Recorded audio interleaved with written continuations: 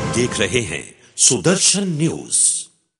नमस्कार, स्वागत है आपका सुदर्शन न्यूज में और मैं हूं आपके साथ आयुष। और हमारा खास कार्यक्रम है कि आखिर गंगा का गुनहगार कौन है। जी हां, 27 साल पहले गंगा बचाओ अभियान शुरू किया गया। 2000 करोड़ रुपए से भी ज्यादा का खर्च हो चुका, लेकिन नतीजा सिफर रहा, या यूं कहें कि गंगा की स्थिति दिन पर दिन बिगड़ती गई। और अब स्थिति ये आ गई है कि जो जीवनदायिनी गंगा, जिसका जल पीने से लोग ये कहते थे कि आपकी हजारों बीमारियां दूर हो जाती थी, आज हमारे पास जो आंकड़े हैं, जो तथ्य हैं, वो ये बता रहे हैं कि गंगा का पानी पीने से आप खतरनाक बीमारियों का शिकार बन रहे हैं। तो क्यों ये स्थितियां उत्पन्न हो गई?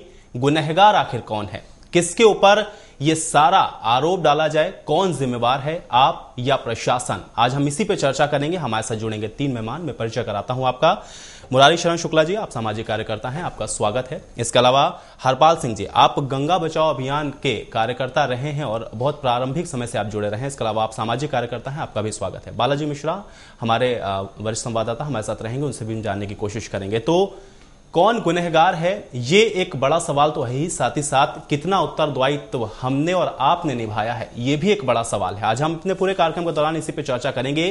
क्यों गंगा की आज स्थिति इतनी खराब हो गई है कि जो जीवनदायिनी गंगा थी, आज उसी के पानी से, या यूं कहें कि उसके प्रदूषण से आज जीवन ही खतरे में पड़ गया है। तो कार्यक्रम को आगे बढ़ाऊं उससे पहले आइए आपको सुनवा देता हूं कि स्वामी अभिमुक्तेश्वर जी क्या कुछ कह रहे हैं, जरा सुनिए, उसके बाद कार्यक्रम को आगे बढ़ाते हैं।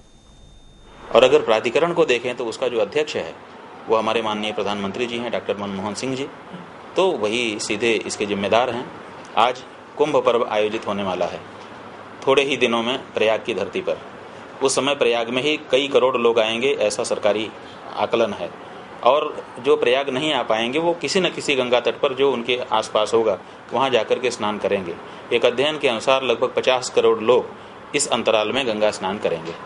50 करोड़ लोग जब आकर के गंगा में नहाएंगे, तो जब वो डुबकी लगाएंगे तो वो तो इसलिए आए हैं कि गंगा के जल में वो डुबकी लगाएंगे, लेकिन जैसे ही वो डुबकी लगाएंगे उनके माथे पे गटर का पानी आएगा।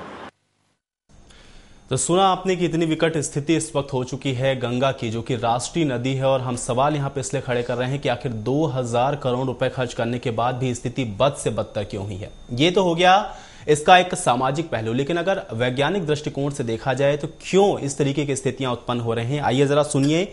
वीके चौधरी साइंटिस्ट हैं, क्या कुछ कह रहे हैं। स्थिति बहुत ज्यादा बुरी है, और इसलिए है कि इसके जितने भी आउटफॉल साइट है, देखिए जो पहले 22 या 24 आउटफॉल साइट थे, सारे के सारे शहर में लोकेटेड थे। अभी भी जो मेजर है आउटफॉल साइट वो शहर में ही लोकेटेड है। और शहर क्या है, वो नटोदर किनारे पर बसा हुआ है, कनकेव बैंड। वहां पर वेग ऑटोमेटिकली कम हो जाता है, और पॉल्यूशन जब आता है तो उसका वेलोसिटी और कम हो गया, तो कंसंट्रेटेड वाटर का फैलाव बहुत दूर हो जाता है। तो यूके चौधरी को आपने सुना, नाम में थोड़ी सी यहाँ पर समस्या हो गई थी, इसको मैं करेक्ट करना चाहूंगा। चलिए सबसे पहले हरपाल सिंह जी आपके पास ही आता हूँ। आप गंगा बचाओ में अभियान में आप जुड़े रहे हैं, प्रारंभिक समय से आप रहे हैं। इतनी विकट स्थिति क्यों आ गई है, क्या कुछ वजह रही है इसके पीछे की? मुझे जो अभी लगातार जो 10-12 सालों से मैं गंगा आंदोलन में जुड़ा हुआ हूँ, मुझे जो समझ में आया है कि विदेशी साजिशों के तहत गंगा की जो हत्या की जा रही है, उसमें एक बहुत बड़ी भूमिका बांध की है। बांध ही एक ऐसा प्रमुख मुद्दा है जिसकी वजह से ये सारी समस्याएं क्रिएट हो रही हैं। हमारे यहाँ वैदिक श्लोक में बहुत सरल भाषा में कहा गया कि रजस्वला शुद्धते नारी नदी वेगेन शुद्धते। जिस नदी में वेग नहीं होगा वो नदी कभी भी शुद्ध नहीं हो सकती। और मैं ऐसा मानता हूँ कि नदी के ऊपर जितने भी डैम बनाए गए हैं वो सारे डैम इस समस्याओं के मुख्य आधार बिंदु हैं। जी, ये कुछ वजह रही है। चलिए मुरारी शरण शुक्ला जी, आपके हिसाब से क्या वजह देख पा रहे हैं? क्या सिर्फ सरकार के ऊपर ठीकरा फोड़ देना ही काफी है कि जो हमारे एक्शन प्लान थे वो सही से इंप्लीमेंटेशन नहीं हुआ? कुछ उत्तरदायित्व तो आपको नहीं लगता कि हमारा और आपका भी बनता है? हम लोगों ने उतना सीरियसली इस चीज को लिया नहीं, शायद ये भी एक बड़ी वजह है आज गंगा की जो स्थिति हमको देखने को मिल रही है।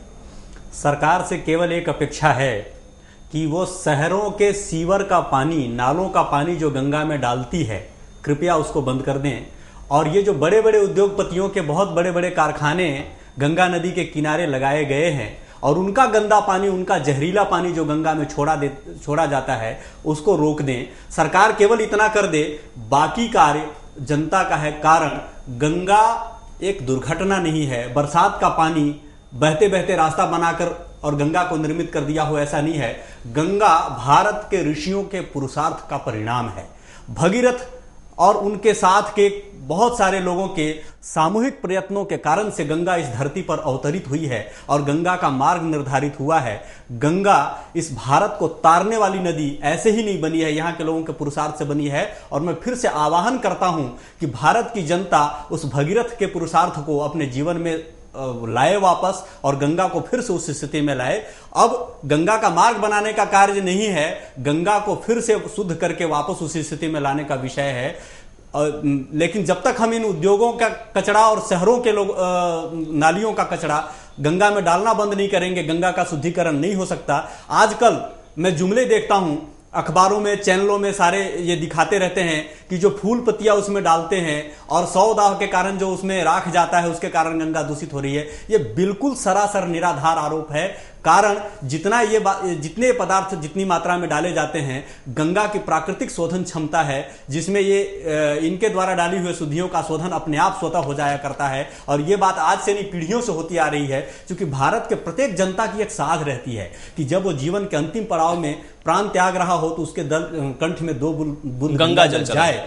भारत के प्रत्येक व्यक्ति की साध रहती है कि जब वो मरे तो उसकी अस्थियां गंगा में विसर्जित हो। और भारत के बाहर जो भारत के लोग गए हैं प्रवासित होकर के, चाहे वो मॉरिशस का व्यक्ति हो, त्रिनिडाद टोबैगो का व्यक्ति हो, फिजी, गुयाना, कहीं का भी रहने वाला व्यक्ति हो, पाकिस्तान, बांग्लादेश में रहने वाला हिंदू हो, अपने पूर्वजों की हड्डियां अपने घर में संचित करके रखता है कि जब भी उसको भाग्य होगा गंगा के पास जाने का तो गंगा में विसर्जित करे। चलिए, मुरारी जी, इस वक्त ब्रज किशोर मिश्र जी हमारे साथ लखनऊ से जुड़ चुके हैं, अधिवक्ता भी हैं, गंगा बचाओ पे भी इन्होंने काफी कुछ काम किया हुआ है। ब्रज किशोर जी, सबसे पहले तो आपका स्वागत है हमारे कार्यक्रम में गंगा का गुनहगार कौन। लेकिन आपसे मैं सबसे पहले यहाँ पे ये जानना चाहूंगा कि 2000 करोड़ रुपए से ज्यादा खर्च हो चुके हैं, गंगा की स्थिति बद से बदतर हो चुकी है, कौन है इसके पीछे जिम्मेवार? ऐसा है, सबसे पहले तो मैं आपको धन्यवाद देना चाहता हूं कि आपके चैनल ने गंगा प्रदूषण निवारण जैसे कार्यक्रम को आयोजित किया और इस कार्यक्रम के साथ में मुझे जोड़ा। ऐसा है जी कि गंगा की स्थिति, एक तो ये स्पष्ट समझ लेना चाहिए कि गंगा एक जनता के द्वारा इस धरती पर नहीं लाई गई। गंगा भागीरथ के द्वारा, उनके अथक प्रयत्नों और तपस्या के द्वारा जो है गंगा जी पृथ्वी पे आई। वो एक राजा थे, राजा ने अपने सारे संसाधन इस पवित्र गंगा को यहाँ भूमि पर लाने के लिए लगा दिए और गंगा को किसी तरीके से यहाँ पर लेकर के आए। आज गंगा की स्थिति जो बद से बदतर होती चली जा रही है, उसके लिए आज की सरकार ही पूर्ण रूपेण जिम्मेदार है और इसमें किसी भी प्रकार को कोई शक नहीं होना चाहिए।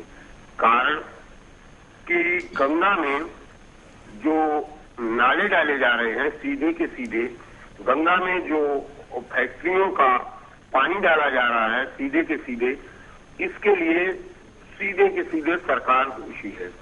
और जो आपने 2000 करोड़ रुपए की बात कही, जी, वो 2000 करोड़ रुपया